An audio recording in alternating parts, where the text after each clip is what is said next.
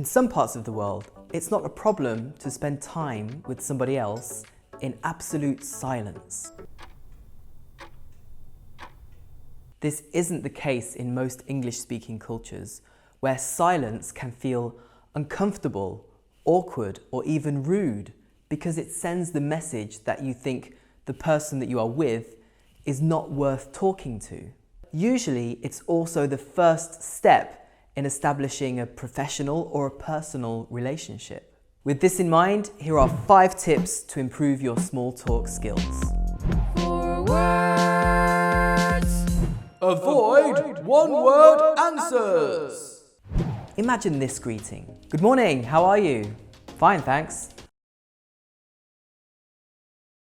There's really nowhere to go from there. So instead, answer the question and add a little detail. It can be something about your morning, something you have been thinking about recently, or even the old small talk favorite, the weather. Just a little detail about something like that gives something for the other person to respond to.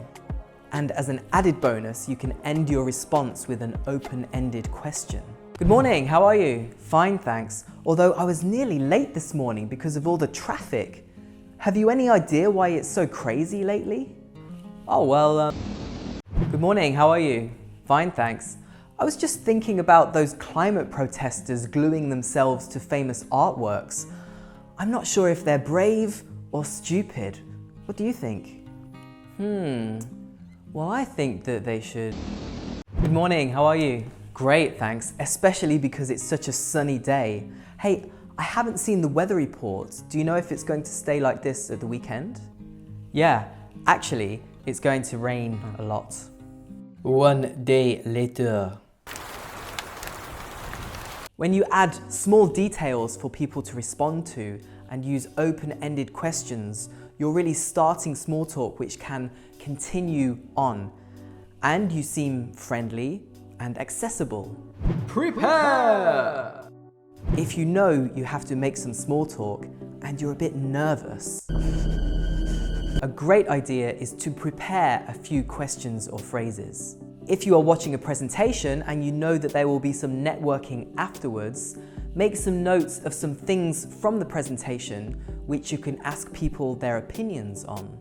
Another good preparation tip is to have a look in the morning at some newspapers or news websites to get some, oh, what do you think about? Or have you heard about things which are really good for discussion? But don't go too heavy, don't choose something really political or really controversial.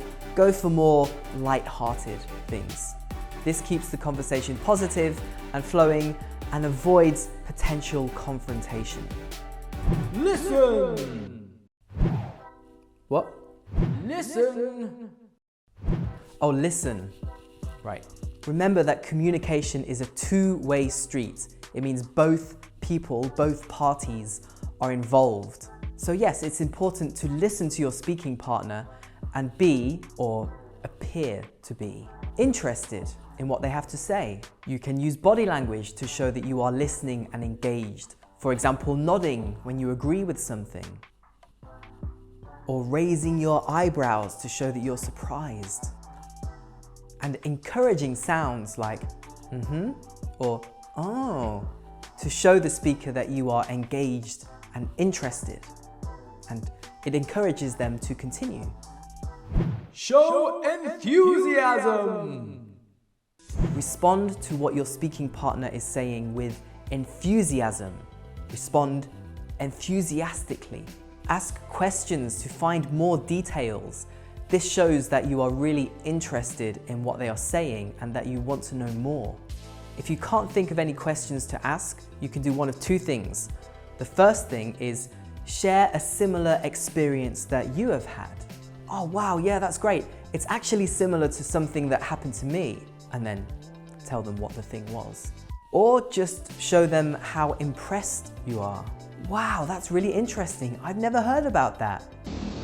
I've never heard of anyone doing that before. Things like this just say, wow, you are impressive. Put your phone away! What? Put your phone away. Yeah, right.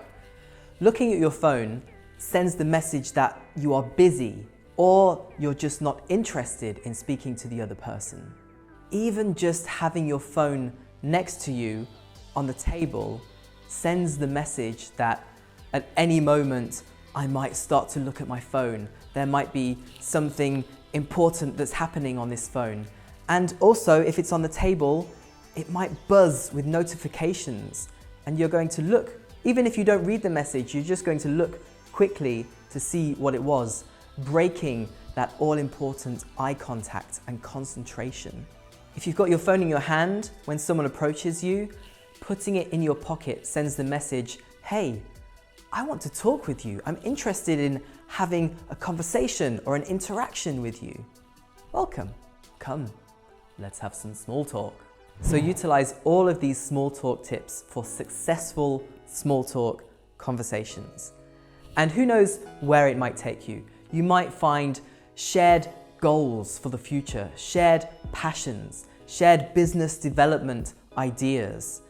In any case, good small talk shows that you are approachable and friendly and, if mastered well, enigmatic. Because in the end, small talk is a big deal. What a great last line for the video. Okay, see you next time. And don't forget to follow 4 Words here and go and have a look at the 4 Words website for even more communication skills tips. Bye. 4 Words.